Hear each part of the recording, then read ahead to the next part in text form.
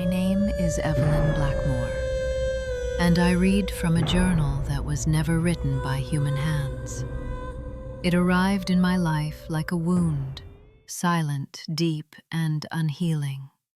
A volume bound in something like leather, stitched with my name long before I ever opened it.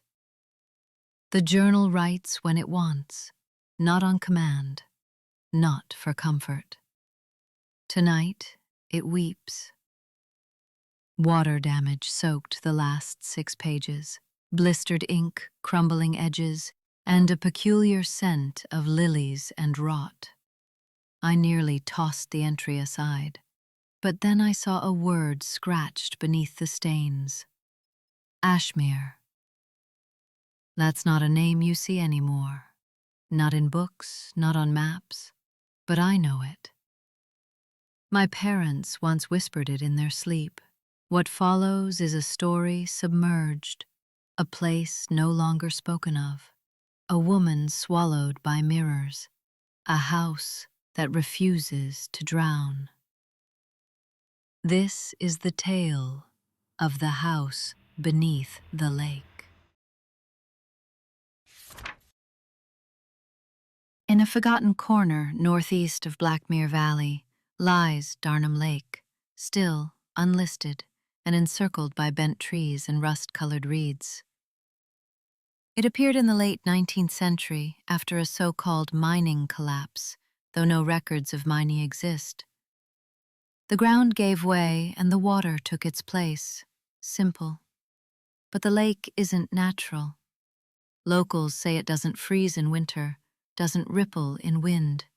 No wildlife drinks from it. No birds fly over it. No insects skim its glassy surface. And no storm has ever disturbed its perfect, unnatural calm. At night, something stirs beneath. Before the lake came the village of Ashmere. It was small, just 14 families, a crooked church, and an infamous house at the edge of the Fenlow House. Black timbers, no windows, no visible entrance. Just a roof and the memory of something breathing behind the walls. Every child in Ashmere feared it, yet every child dared each other to touch it. They say the house watched back. Its shadow was longer than its structure, curving with the sun in ways that defied time.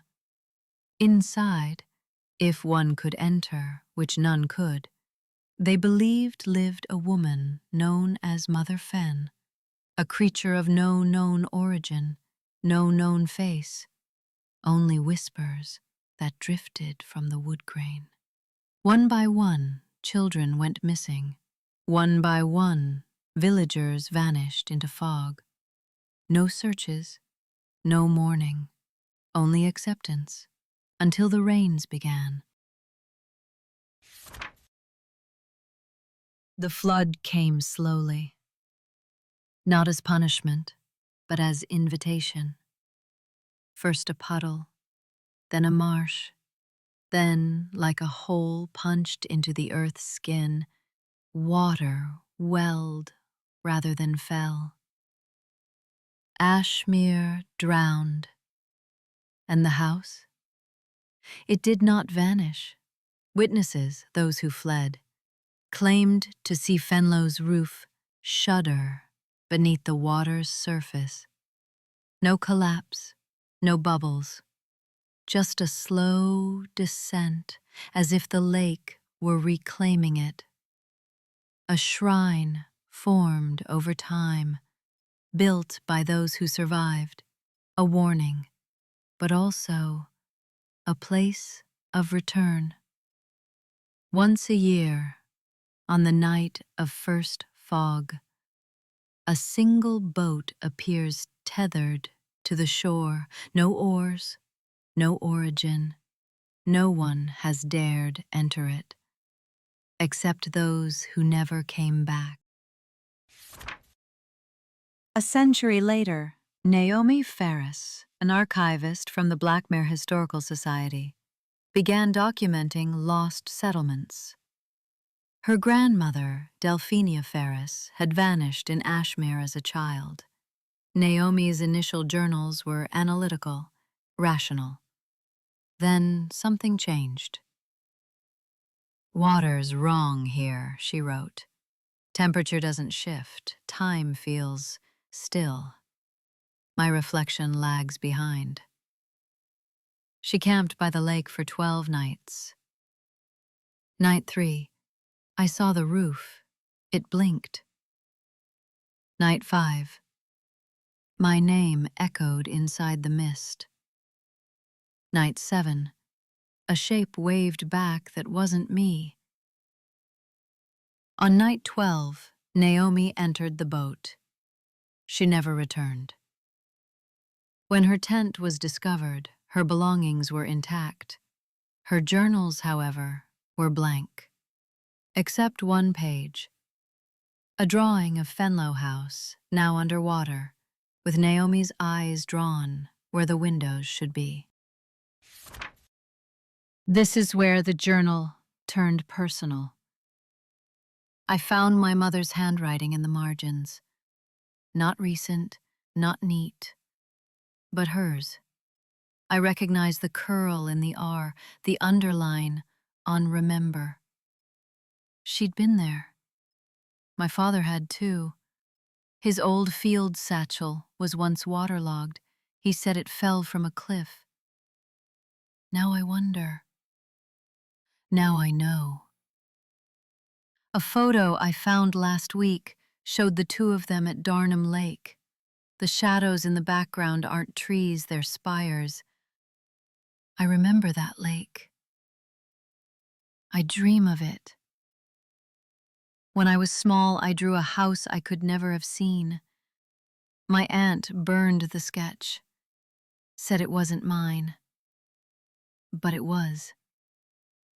It is. The house beneath remembers all who look upon it. Those who turn away are forgotten. Those who stare are welcomed. The lake is not a grave, it is a door, and the house is always unlocked beneath the surface. I don't know how many of you are listening now, still believing these are just stories, but the journal has started leaking. Literally. It drips, a stain that reappears every time I dry it. I hear the lake at night. I hear it here in my house. The roof creaks like waves, and sometimes, when I look into the bathroom mirror, I see bubbles rising behind me. If you dream of water, do not go near it. If you hear your name spoken below the surface, do not answer. And if you see the roof of a house reflected where none should be, walk away, even if it's your house. This is Evelyn Blackmoor, and the journal is Drowning Me.